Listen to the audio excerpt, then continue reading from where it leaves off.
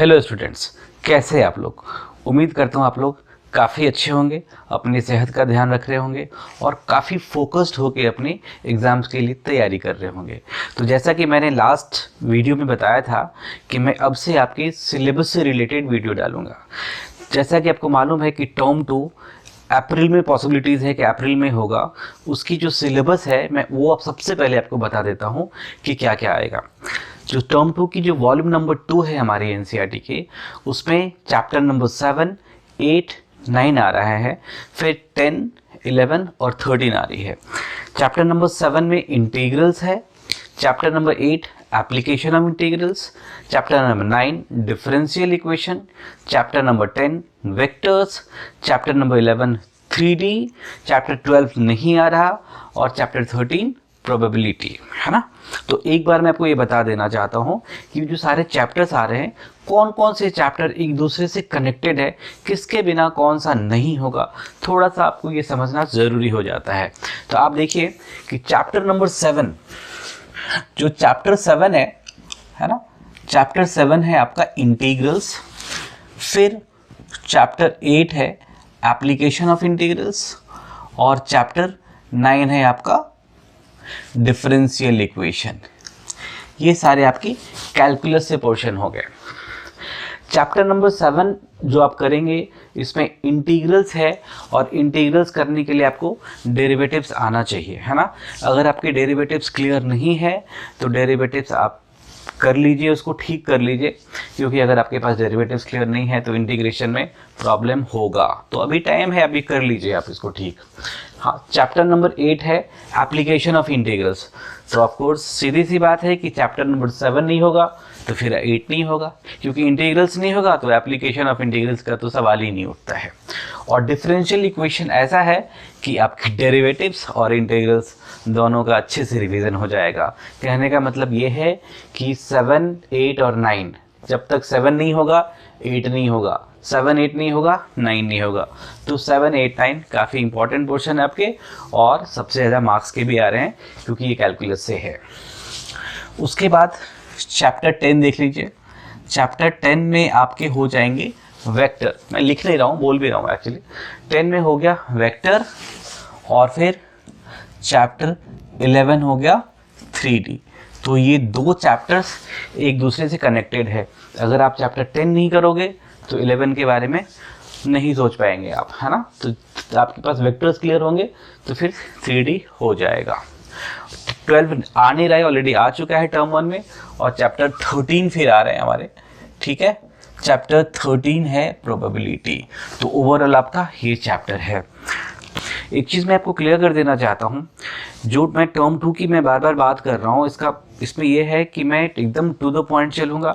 जो deleted portion है वो मैं अभी नहीं कराऊँगा, क्योंकि न्यू सेशन भी हमारे स्टार्ट होने वाले हैं, जो अभी 11th से 12th में जाएगा, ठीक है। उसके मार्च में पेपर हो रहे हैं। इवन मुझे लगता है कि 12th एंड में, फेब लास्ट में हो रहा है, तो मार्च 15 तक उनकी न्यू सेशन स्टार्ट हो जाएगा। तो मुझे 12th के लिए फिर वापस से करना होगा और देखते हैं कि इस बार CBSE की तरफ से सिलेबस क्या होती है ना। तो अगर यही रहा तो फिर तो ऐसे ही होगा, नहीं तो मैं ओवरऑल पूरी बुक्स एकदम शुरू से कराऊंगा। तो इंटीग्रल्स शुरू करते हैं।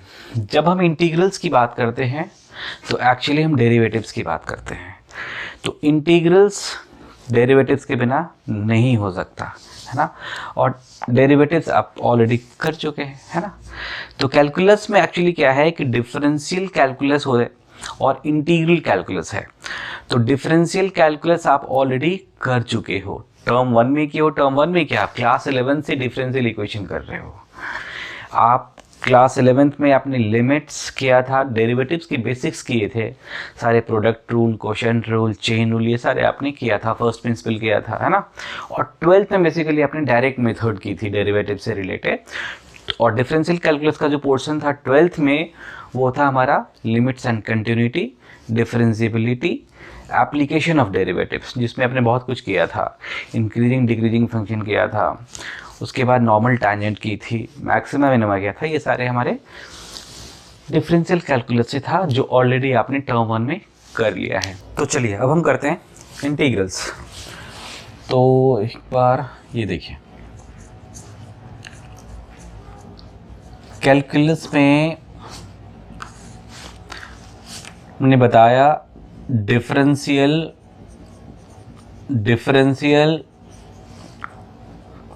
कैलकुलस, और अब जो हमें करना है वो है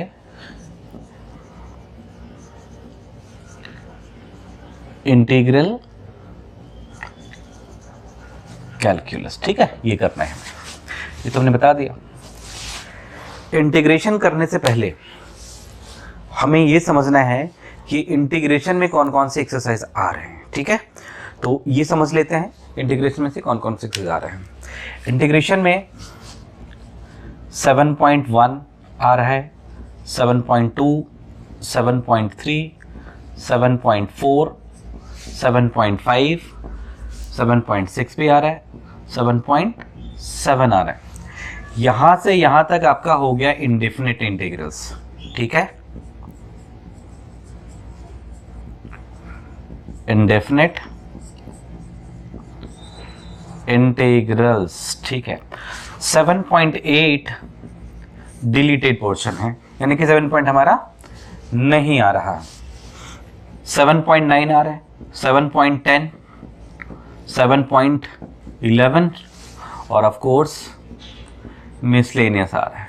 ठीक है, तो हमारी पूरे इंटीग्रेशन में 7.8 नहीं आ रहा और सारे के सारे आ रहे हैं। तो इसलिए मैं बता रहा हूँ कि काफ़ी इम्पॉर्टेंट है, काफ़ी बड़ा सा चैप्टर है, हमें 11 एक्सरसाइजेस है, मिसलेनियस अलग है, तो इसमें हमें मेहनत करने की ज़रूरत है। आप ये समझ लो कि आप 2-3 चैप्टर्स करते हो, इसका मतलब ये है तब जाके इंटीग्रेशन के बराबर कर पाओगे। तो इसका मतलब इंटीग्रेशन काफ़ी इंपॉर्टेंट है, काफ़ी लेंदी भी है, और इसमें एग्ज़ाम में भी सबसे ज़्यादा मार्क्स आएंगे तो इंटीग्रल से ही आने वाले हैं। ठीक है,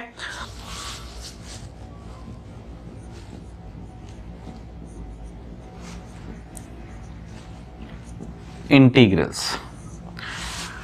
जब हम इंटीग्रल्स की बात करते हैं तो डेरिवेटिव्स को नहीं छोड़ सकते, क्योंकि इंटीग्रेशन जो होता है वो रिवर्स प्रोसेस ऑफ डेरिवेटिव्स होता है। ठीक है, तो इंटीग्रेशन करने से पहले मैं थोड़ा सा डेरिवेटिव्स डिस्कस कर लेता हूँ, रिकॉल कर लेते हैं।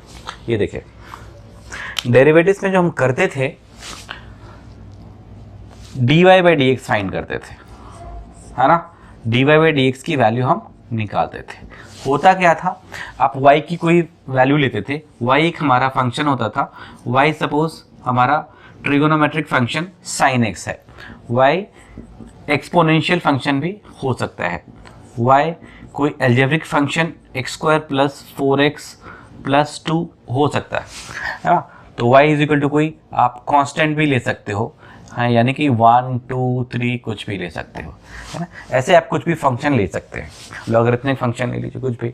अब होता क्या है कि जब भी आप dy by D x function निकालते हो, है ना, तो हम करते क्या है, आप निकालते हो dy बाई डी एक्स, है ना। तो इसका मतलब ये होता था कि हम इस y में फंक्शन की वैल्यू डालते थे, ठीक है, और जो हमारे पास रिजल्ट आता था वो हमारा डेरिवेटिव्स फाइंड हो जाता था। हम करते क्या थे, इस y की जगह पे इस sin x को पुट करते थे। ठीक है, इसका मतलब यह है कि हमें sin x का डेरिवेटिव निकालना है। फिर y की जगह हम ex की वैल्यू पुट करते थे, है ना। इसका मतलब यह है कि हमें एक्सपोनेंशियल फंक्शन जो ex है हमें उसका डेरिवेटिव निकालता है। वैसे ही हम ये पुट कर सकते हैं, ये पुट कर सकते हैं, कुछ भी पुट करेंगे, और जो भी फंक्शन हम यहाँ पुट करेंगे उसका हमें डेरिवेटिव्स फाइंड करना होता था। ठीक है, ये हमारा डेरिवेटिव्स था। अब इंटीग्रल्स में थोड़ा अलग है, इसका उल्टा है। बड़े कमाल है दोनों के रिलेशंस, बिल्कुल रिवर्स है, बिल्कुल उल्टा पुल्टा है ना। तो अब देखते हैं कैसे होता है। अब एक एग्जांपल लेके समझेंगे यहाँ पे डेरिवेटिव्स का। तो हम ये बेसिक्स था, आपको पता ही है, इसे करते हैं। इंटीग्रेशन को देखेंगे अभी।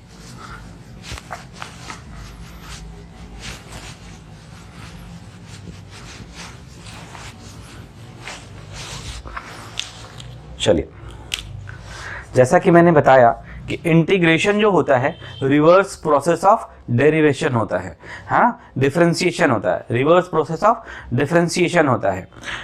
तो dy बाई डी एक्स में होता था कि आप suppose dy by D x निकालते थे, ठीक है। आपको पता ही है dy/dx हमारा डेरिवेटिव था। इसका मतलब ये था कि सपोज डेरिवेटिव ऑफ fx आपने निकाला है और इसका इंटीग्रेशन gx आ गया, ये था हमारा डेरिवेटिव।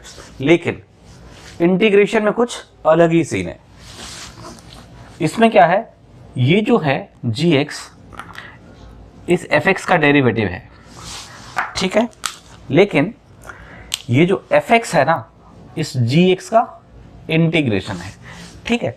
तो ये चीज हमें समझना है बिल्कुल। सपोज आप ये इंटीग्रेशन है, ये साइन ऑफ इंटीग्रेशन है, ठीक है, ये इंटीग्रेशन का नोटेशन है, एक्चुअली ये सिंबल है, हाँ अभी इसको समझेंगे थोड़ा।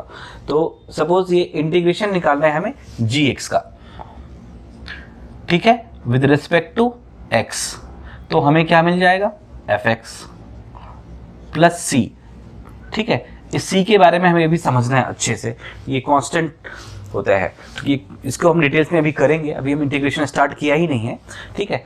तो fx का हमने डेरिवेटिव निकाला gx और gx का इंटीग्रेशन निकाला विद रिस्पेक्ट टू x, तो हमारे पास fx आ गया, ठीक है, इतनी सी बात है। तो इससे ये क्लियर हो गया ना कि रिवर्स प्रोसेस है, डेरिवेटिव से इंटीग्रेशन और इंटीग्रेशन से डिफरेंशिएशन हो रहा है, ठीक है। तो डिफरेंशिएशन क्या है, रिवर्स प्रोसेस ऑफ इंटीग्रेशन है, ठीक है। Integration is reverse process of differentiation. अब डेरिवेटिव और डिफरेंशिएशन को थोड़ा समझ लेते हैं, ये थोड़ा अलग अलग चीज होती है। वैसे ही इंटीग्रल्स और इंटीग्रेशन अलग होता है। डिफरेंशिएशन जो होता है वो डेरिवेटिव्स का प्रोसेस होता है। Process of finding derivative is what, differentiation. Simply यहां भी वही होगा कि इंटीग्रल्स का फाइंड करने का जो प्रोसेस होता है ना वो हमारा इंटीग्रेशन होता है। तो ये छोटा सा डिफरेंस है। प्लस का उल्टा क्या होता है, माइनस, माइनस का प्लस, डिवाइड का इनटू होता है, ठीक है ना, रिवर्स होता है। और मल्टीप्लिकेशन का डिवीजन बिल्कुल उल्टा होता है। आप समझिए, है ना। ये देखिए, तो अभी इस पे हम डिस्कस करेंगे, हमने क्यों बताया, अभी आपको समझ में आएगा। इसमें बेसिकली हमें इससे अभी देखेंगे इसको। तो ये जो मैंने अभी बताया, तो आपने एक चीज नोटिस किया होगा कि ये देखिए, ये जो dx है ना वो हमारा कहाँ है और ये dx हमारे कहाँ है। ये देखिए, ये हमारा नीचे है और ये ऊपर में, यहाँ डिवाइड हो रहा है और यहाँ मल्टीप्लाई हो रहा है ना रिवर्स। तो इसका मतलब ये है ना कि integration is reverse process of हमारा डिफरेंशिएशन होता है। एक तो यहाँ से पता चल गया कि रिवर्स हो रहा है, ठीक है ना, यहाँ से पता चल गया कि रिवर्स हो रहा है, ठीक है। चलिए, अब जो हमें करना है इंटीग्रल्स में, वो सबसे पहले हमें मेथड ऑफ इंस्पेक्शन करना है, ठीक है। मेथड ऑफ इंस्पेक्शन काफ़ी इंपॉर्टेंट मतलब है, काफ़ी पोर्शन है 7.1 का। तो बहुत लोग उसको लाइटली लेते हैं, बहुत सीरियसली नहीं लेते और छोड़ देते हैं, इससे उससे बहुत प्रॉब्लम होता है। एक्चुअली है क्या कि ये हमारे एग्जाम में जनरली आते नहीं हैं, है ना। लेकिन ये बात मत भूलिए, ये सिलेबस में है मेथड ऑफ इंस्पेक्शन। अगर पूछ दिया और आपने डायरेक्ट कर दी, सही होगा, लेकिन नंबर मिलेंगे 0, ठीक है। तो हमें मेथड ऑफ इंस्पेक्शन का ध्यान रखना है। चलिए हम मेथड ऑफ इंस्पेक्शन पे आ जाते हैं।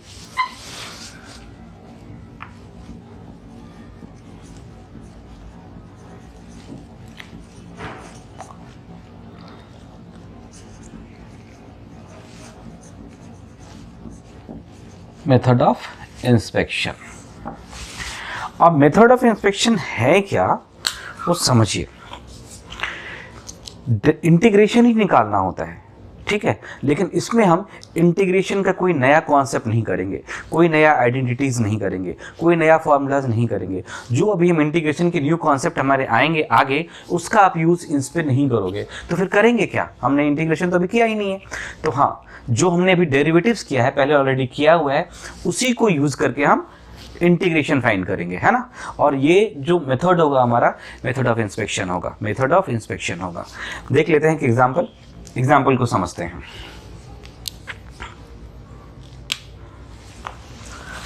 ये देखिए, सपोज एग्जाम्पल 1, ये हमारे पास आपको इंटीग्रेशन ऑफ साइन एक्स निकालना है। ठीक है, इससे पहले मैं इसको समझते हैं इंटीग्रेशन ऑफ साइन एक्स का मतलब क्या होता है। ये देखिए, ये जो साइन है ये हमारा साइन ऑफ इंटीग्रल्स है।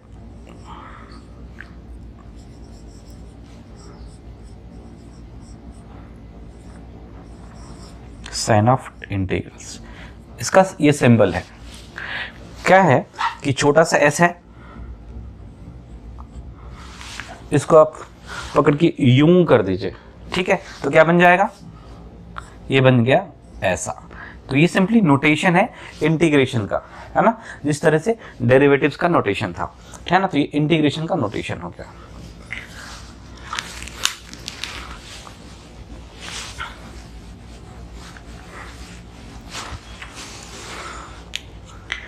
ये जो साइन एक्स है हमारा फंक्शन है। क्या है, फंक्शन,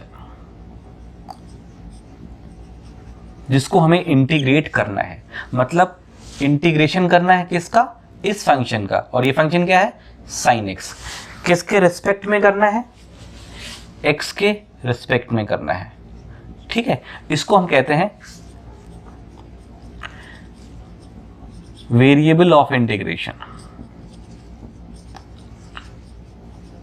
ठीक है, जिसके रिस्पेक्ट में करना है। तो साइन एक्स का हमें इंटीग्रल्स निकालना है विद रिस्पेक्ट टू एक्स, इसी के रिस्पेक्ट में करना होता है। इसका मतलब ये है कि अगर यहाँ साइन एक्स है तो डी एक्स है, अगर सपोज यहाँ साइन टी हो जाएगा तो यहाँ डी टी हो जाएगा। ये हमारा वेरिएबल ऑफ इंटीग्रल्स है, इसको हमें टी के रिस्पेक्ट में इंटीग्रेट करना है। ठीक है, अगर यहाँ t नहीं हुआ, कुछ और हो गया और यहाँ dt है, तो फिर सिंपल से वही बात है, ये कांस्टेंट हो जाएगा। ठीक है, फिर इसको करेंगे कैसे वो देखेंगे अभी।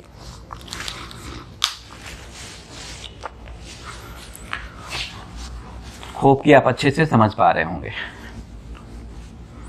अब हम देखते हैं, इसका एग्जांपल लेके समझाता हूं आपको कि मेथड ऑफ इंस्पेक्शन में हम करते कैसे हैं। ठीक है, इंटीग्रेशन क्या है, रिवर्स प्रोसेस ऑफ डिफरेंशिएशन होता है, मतलब एंटी डेरिवेटिव होता है ना। एक चीज़ और, बड़ा इंटरेस्टिंग एग्जांपल मैं समझा रहा हूँ, आपको समझ में आ जाएगा। इंटीग्रेशन और डिफरेंशिएशन बिल्कुल उल्टा है ना। तो जब भी आप डेरिवेटिव्स करोगे और वहाँ साइन ऑफ इंटीग्रेशन होगा तो दोनों एक साथ नहीं रह सकता। ठीक है, क्योंकि दोनों रिवर्स होते हैं एक दूसरे के। जिस तरह से अगर किसी को सपोज बैक्टीरियल इन्फेक्शन हो गया है, तो जब बैक्टीरियल इन्फेक्शन होता है डॉक्टर क्या करते हैं, वो एंटीबायोटिक्स देता है। उससे होता क्या है कि हम बैक्टीरिया को वो मार देता है, वो फिनिश हो जाता है और फिर पेशेंट ठीक हो जाता है ना। तो यानी कि एंटीबायोटिक और बैक्टीरिया एक साथ नहीं रहे, है ना, एक दूसरे को वो बस ख़त्म कर देते हैं। अभी देखिए, ठीक वैसे ही यहाँ पे इंटीग्रेशन और डेरिवेटिव्स की कहानी है। सपोज आप डेरिवेटिव ऑफ एक्स स्क्वायर निकालते हो, ठीक है, और इसकी वैल्यू 2x है, सबको पता है ना। अगर आपने यहाँ पे इंटीग्रेशन लगाया साइन ऑफ इंटीग्रल्स, तो इससे क्या होता है कि ये d और ये साइन ऑफ इंटीग्रल्स मर मिटते हैं, एक दूसरे को समाप्त कर देते हैं। ये एक साथ रह ही नहीं सकते, बिल्कुल नहीं रह सकते, है ना, क्योंकि अभी मैंने बताया था ना कि रिवर्स प्रोसेस होता है, तो इसलिए ये दोनों को कैंसिल कर दिया, है ना।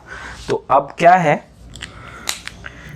कि ये एक्स स्क्वायर और ये dx इस साइड शिफ्ट हो जाएगा, है ना। तो ये हो गया हमें 2x का इंटीग्रल्स निकल गया विद रिस्पेक्ट टू x, क्या निकला, एक्स स्क्वायर, है ना। तो इसमें एक चीज़ और होती है, प्लस c भी आएगा, जिसकी डिस्कशन हम अभी नहीं करेंगे। अभी हम मेथड ऑफ इंस्पेक्शन के बाद प्रॉपर इंटीग्रेशन स्टार्ट करेंगे, सारे मेथड्स पढ़ेंगे, कितने टाइप्स के इंटीग्रेशन होते हैं वो सारे डिस्कस करेंगे, तो वहाँ सी के बारे में डिटेल्स में बताएंगे। अभी हमें एंटी डेरिवेटिव करना है, यहाँ सी की कोई ज़रूरत नहीं है, क्योंकि अभी तक आया कोई डिस्कशन ही अभी तक इसमें नहीं है। मेथड ऑफ इंस्पेक्शन तक सी का कोई कुछ नहीं है अभी। तो अभी मेथड ऑफ इंस्पेक्शन करेंगे डेरिवेटिव्स का यूज़ करके, ठीक है।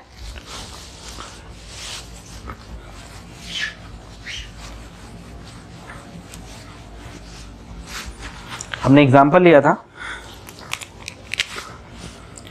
Integral of sine x with respect to x क्या होगा, हमें ये निकालना है। ठीक है, तो हमें करना क्या है, और जब हमें मेथड पता ही नहीं है, इंटीग्रेशन का न्यू कॉन्सेप्ट आता ही नहीं है, तो कैसे करेंगे। ऑफ कोर्स बात है कि हम डेरिवेटिव्स को यूज़ करके इंटीग्रेशन करेंगे। यही तो मेथड ऑफ इंस्पेक्शन होता है। हम इसमें अपने अंदाजे से एक फंक्शन को सोचते हैं कि ये किसका डेरिवेटिव होता है ना। तो हम आसपास, ज़रूरी नहीं है एग्जैक्टली, लेकिन हम एक अंदाज़ा लगाते हैं कि ये कैसे होगा। तो देखिए, हमें पता है कि sin x का जो डेरिवेटिव होता है cos x होता है, और cos x का डेरिवेटिव sin x होता है। तो ये बात क्लियर है कि इस दोनों में कुछ कनेक्शन है। तो हम क्या कर लेते हैं, डेरिवेटिव फाइंड करेंगे। बार बार कह रहा हूँ, डेरिवेटिव फाइंड करेंगे, इंटीग्रेशन नहीं करेंगे, डायरेक्ट इंटीग्रेशन नहीं निकालेंगे। अगर आपने निकाला, नंबर मिलेंगे 0, अगर मेथड ऑफ इंस्पेक्शन मेंशन हुआ तो। ठीक है, सो मेथड ऑफ इंस्पेक्शन होगा तो आप डायरेक्ट नहीं करोगे। तो देखिए, डेरिवेटिव ऑफ cos x हम निकालते हैं। डेरिवेटिव ऑफ cos x निकाला, सबको पता है कि ये माइनस साइन एक्स होता है। ठीक है, अब हम क्या करेंगे, डेरिवेटिव ऑफ cos x, अब इसमें dx को हम इस साइड शिफ्ट कर देते हैं। ये लीजिए, ये हो गया sin x। अब आप दोनों तरफ साइन ऑफ इंटीग्रल्स लगा दीजिए। होगा क्या, होगा ये, बस खत्म। ये डेरिवेटिव और इंटीग्रेशन एक साथ तो नहीं रह सकते ना दोनों, तो बस समाप्त हो गया। तो अब क्या बचा आपके पास, वो हो गया ये दिस वन cos x, है ना।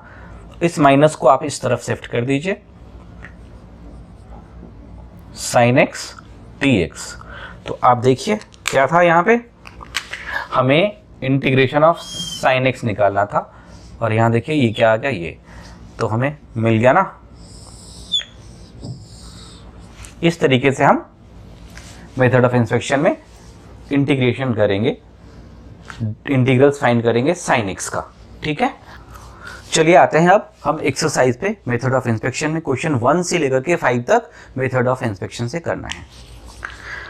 फर्स्ट क्वेश्चन जो हमारे पास है वो है sin 2x। वो देखिए, इसमें आपको निकालना है integrals of sin 2x with respect to x, है ना।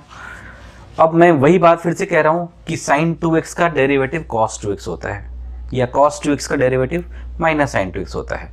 तो हम इसके आसपास सोचेंगे, क्या सोचूं, तो हम cos 2x को ले लेते हैं। इसका मतलब ये है कि हमें डेरिवेटिव ऑफ cos 2x निकालते हैं। ठीक है, देखिए, derivative of cos 2x with respect to x आपको पता है कि माइनस sin 2x होता है, और चेन रूल आपने किया हुआ है, तो इस 2x का भी आप डेरिवेटिव निकालते हो तो 2 होता है। ये क्लियर, ठीक है।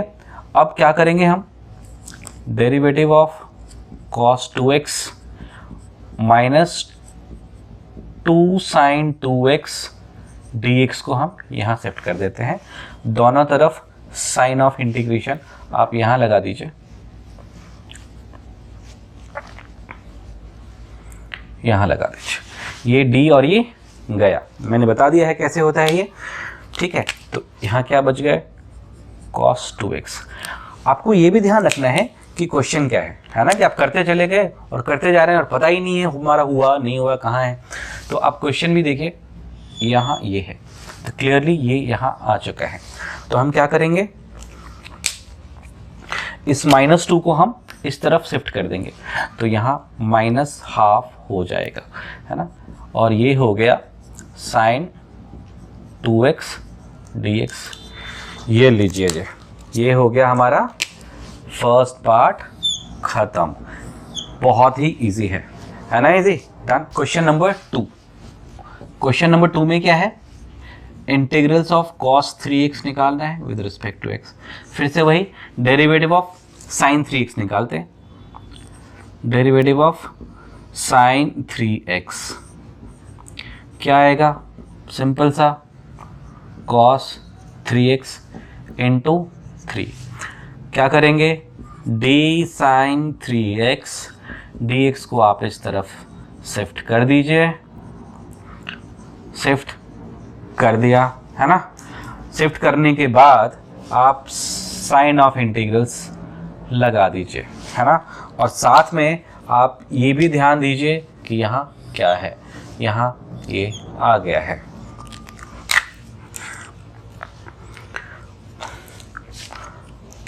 ठीक है, अब हम क्या करेंगे, अब हम ये देखिए ये गया, इस 3 को शिफ्ट कर दीजिए नीचे, 1/3 साइन 3x और ये हो गया cos 3x dx, ये हो गया डन।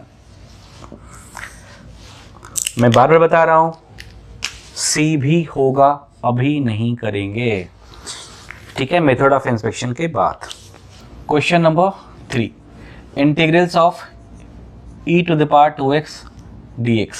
आपको पता है कि एक्सपोनेंशियल फंक्शन का जो डेरिवेटिव होता है, डेरिवेटिव जो होता है वो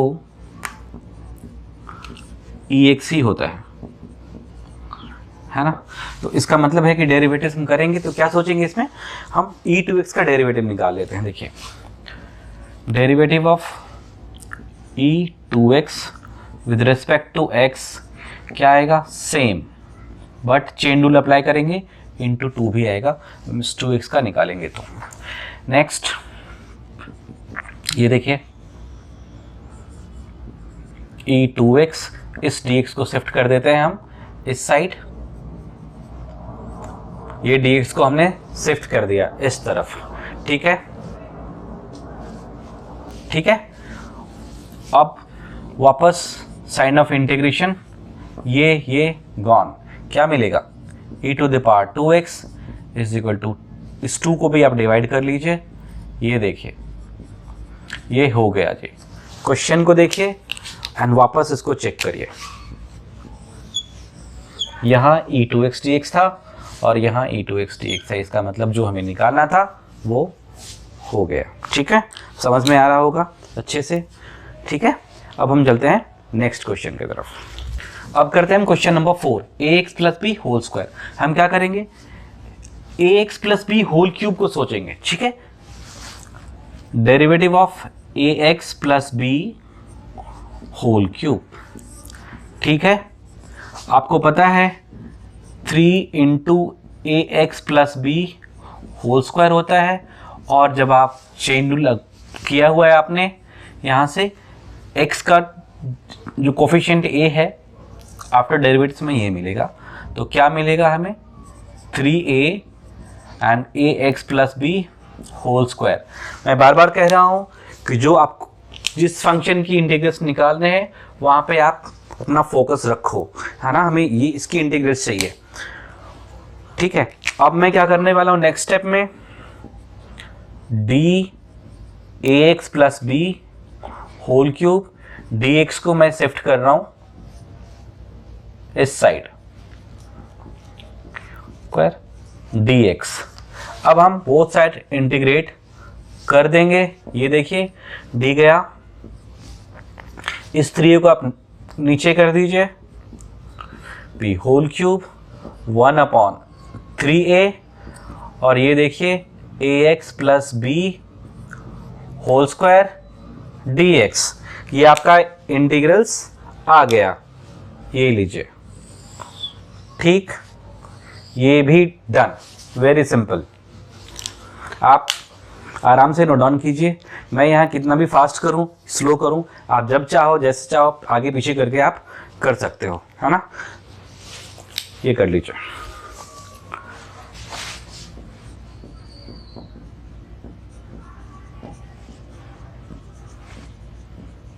ये लीजिए क्वेश्चन नंबर 5, हमें 2 फंक्शन है यहाँ पे, एक sin 2x है और दूसरा है -4 e3x है, e to the power 3x है, इसका हमें इंटीग्रल्स निकालना है। तो यहाँ 2 फंक्शन है, तो 2 फंक्शन के लिए भी वही करना है, कुछ ज़्यादा नहीं करना, बहुत सिंपल है। sin 2x के लिए क्या सोचेंगे, cos 2x, और e3x के लिए क्या सोचेंगे, e3x। तो हम cos 2x का डेरिवेटिव निकालने वाले हैं, तो डेरिवेटिव ऑफ cos 2x निकाल लेते हैं, क्या हो गया, minus of sine 2x, chain rule लगाएंगे 2 आ जाएगा, फिर हम dx को शिफ्ट करने वाले हैं, d cos 2x और ये हो जाएगा -2 sin 2x dx। दोनों तरफ आप साइन ऑफ इंटीग्रेशन लगा लीजिए यहीं पे, ये गया। नेक्स्ट में क्या होगा, -1/2 cos 2x integral of sin 2x dx। ये देखिए sin 2x dx का ये आ गया, अभी फिनिश नहीं हुआ है। अब सेकेंड पार्ट चलते हैं इस तरफ। ये देखिए हम क्या करेंगे, डेरिवेटिव ऑफ e⁻3x निकालेंगे। ये e3x होगा, सेम होता है एक्सपोनेंशियल फंक्शन के लिए, और फिर चेन रूल अप्लाई करेंगे तो ये हो जाएगा 3। dx को शिफ्ट कर देते हैं, de3x एंड ये होगा 3e⁻3x dx। आप लगा लीजिए साइन ऑफ इंटीग्रल्स, ये कैंसिल आउट, e3x और ये 3 को भी आप यहाँ लिख लीजिए, 1/3 आ जाएगा, ठीक है। और ये हो गया e⁻3x dx। आप देखिए इसका भी हो गया, अभी भी फिनिश नहीं हुआ, ठीक है, बीच में -4 है। देखिए अब क्या करेंगे, ठीक है, अभी भी ये फिनिश नहीं हुआ, बीच में क्या है, माइनस का साइन है, 4 भी है, तो करेंगे क्या, ये देखिए इसमें हम करेंगे sin 2x dx -4 integral of e3x dx। Simple, इसकी वैल्यू है मेरे पास, इसकी भी है, यहाँ पुट कर दीजिए and that will be the final answer, ठीक है। तो इसको कर देते हैं। देखिए sin 2x की क्या है, ये देखिए यहाँ पे, तो यहाँ हम पुट कर देते हैं -12 cos 2x -4 और इसकी वैल्यू क्या हो गया, इंटू 1/3 e⁻3x, ठीक है, प्लस c होता है, अभी नहीं करना है, मैं बता रहा हूं, अब तो फिनिश ही हो गया हमारा, अभी आगे डिस्कशन करेंगे कैसे होता है, ठीक है। ये देखिए ये आपका डन है। 1 to 5 के बाद नेक्स्ट क्लास में 1 शॉट में सारे क्वेश्चंस को कर देंगे। ये फिर हमारा 7.1 फिनिश हो जाएगा, उसके बाद हम 7.2 स्टार्ट करेंगे, जिसमें हम टाइप्स ऑफ इंटीग्रेशन पढ़ेंगे, फिर सारे डिटेल्स करेंगे उसके आगे, ठीक है। आई होप कि आपको समझ में आया होगा। आज के लिए इतना ही, थैंक यू सो मच।